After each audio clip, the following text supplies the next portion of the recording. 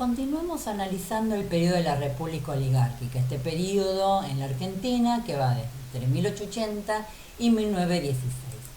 Nosotros hasta ahora de este periodo vimos los distintos presidentes, cuál había sido su influencia ideológica, el positivismo en Europa y la generación del 80 acá en la Argentina, cuáles habían sido sus objetivos, que los habíamos dividido como este objetivo de construcción del Estado y el objetivo económico de incorporar a la Argentina al mercado internacional como productora de materias primas, su lema, ¿sí?, que lo habíamos denominado como orden y progreso o paz y administración, el proyecto político basado fundamentalmente en la idea de que solamente el PAN podía gobernar y que para que solamente gobierne el Partido Autonomista Nacional se implementó el fraude, y además habíamos visto esta necesidad de continuar elaborando leyes y en este caso acentuando aquellas leyes de corte liberal, sobre todo las que imponían restricciones al poder de la Iglesia, siendo fundamental la Ley 1420. Ley 1420, la Ley de Educación Primaria, Obligatoria, Gratuita, Gradual y Laica, que también la mencionamos en el proyecto sociocultural. En el proyecto sociocultural también habíamos manejado el tema de la necesidad de cambiar la fisonomía de la población argentina, impulsando la inmigración, sobre todo la inmigración de origen europeo. Pero ahora nos vamos a centrar en el proyecto económico de la oligarquía, que como ya dijimos, el proyecto era incorporar al país al mercado internacional como productora de materias primas. ¿Cuál era la situación internacional? Como ya hemos visto, los países centrales, los países de Europa Occidental, Estados Unidos, Japón, están desarrollando su segunda revolución industrial, para lo cual necesitaban mercados para vender sus productos industriales y además comprar materias primas baratas.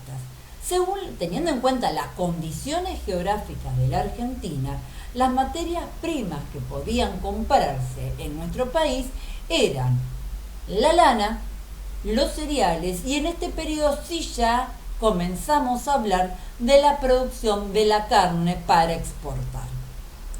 Entonces se va a imponer el modelo agroexportador, agroproductos del campo, y exportar es que vamos a vender esos productos a los países centrales. Modelo agroexportador. Como ya hemos visto en las clases anteriores, este modelo agroexportador que comienza a afianzarse a mediados del siglo XIX en la Argentina, pero no solamente en Argentina, sino en todos los países periféricos donde los países centrales tienen su influencia, por ejemplo, América Latina, África y Asia. Este modelo va a necesitar ciertos instrumentos, ciertas características que la generación del 80, el PAN, va a ir encontrando unas posibles soluciones.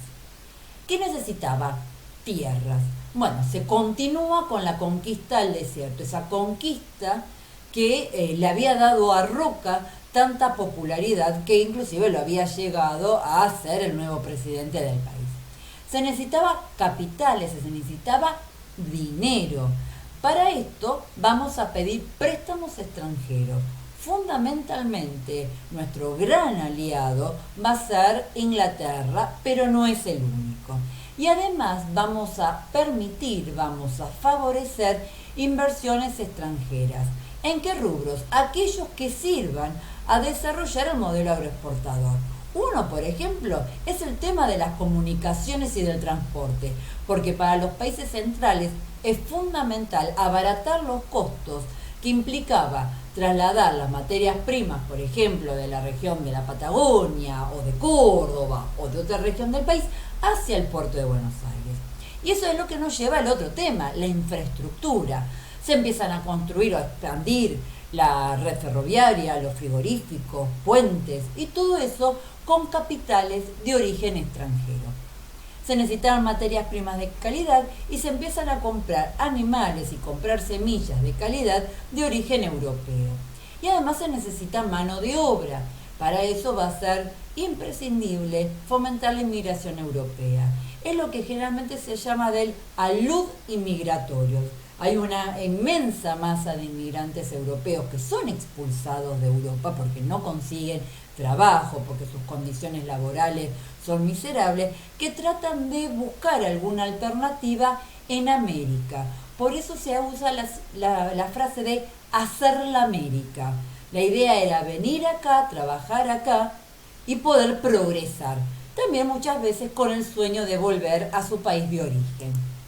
Acá vemos la extensión de los ferrocarriles y vamos viendo la progresión que se da desde 1870 hasta 1910.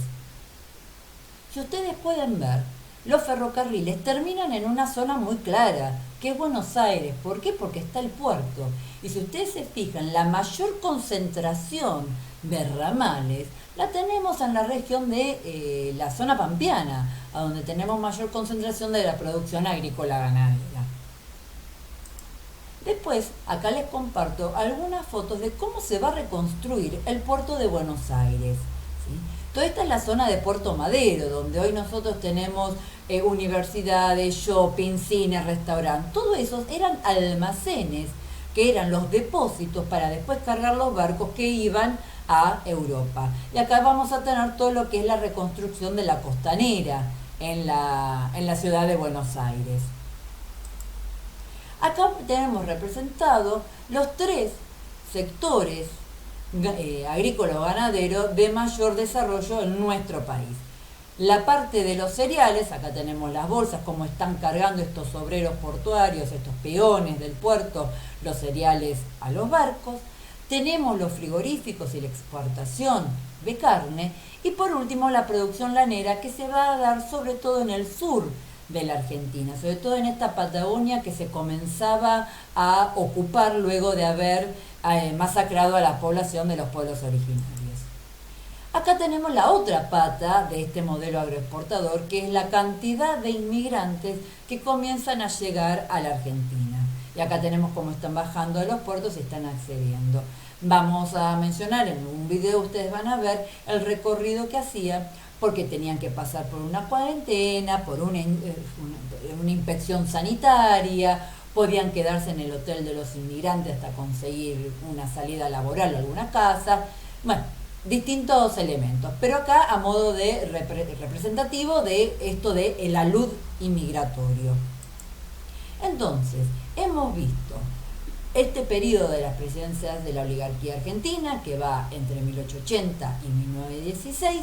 Estos son los distintos presidentes del periodo. Algunos renuncian, otros terminan falleciendo y solamente tenemos a Roca, que termina su mandato, ¿sí? Es un periodo a donde la Argentina se consolida como país agroexportador, pero bajo un régimen fraudulento. Hasta ahora hemos visto el proyecto, después vamos a ver los distintos problemas que van a tener los distintos presidentes de este periodo. Entonces, hemos visto el periodo de la República Oligárquica y simplemente la introducción de su proyecto. Bueno, espero que este video les sea de utilidad. Nos estamos viendo la profe Paola.